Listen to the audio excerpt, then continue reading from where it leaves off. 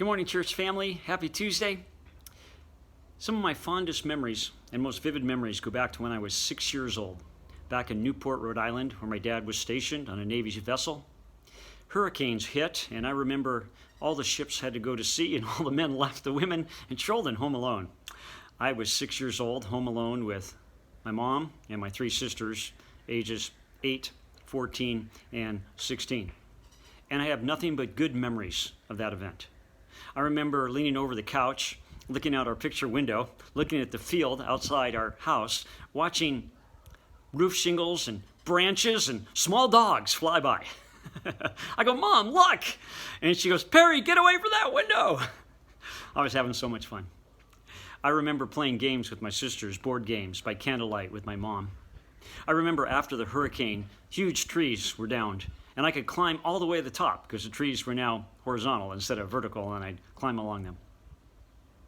I'm grateful to my mom, who created great memories out of a disaster. Everyone is going to remember the pandemic of 2020. Your children are going to remember. You're going to remember. What is it that we're going to remember? We need to be making great memories. Your children should remember the time that they spent playing board games with you, rolling around on the floor, wrestling, having long conversations, taking naps in the middle of the day, whatever it is. We should all remember the pandemic of 2020 with good memories. Okay, you lost your job, but it doesn't mean you need to lose your faith. It could mean that that's where your faith was strengthened, and that's a good memory. I'm reminded of the Apostle Paul in Philippians 1, and I was reading today in my Greek grandmother's Bible, which is Greek on one side and King James English on the other.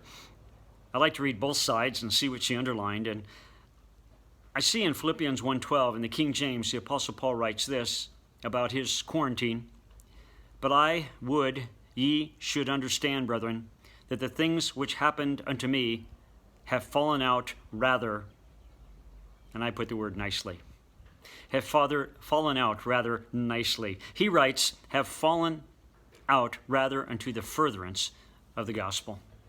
When we think of the Apostle Paul, in his time in 62 AD, under state quarantine, we think of the gospel going out.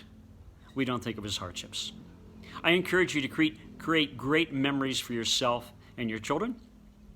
And I remind you what our Chinese Christian brother said: don't waste the pandemic. God bless you, my brothers and sisters. You are in my prayers. Happy Tuesday.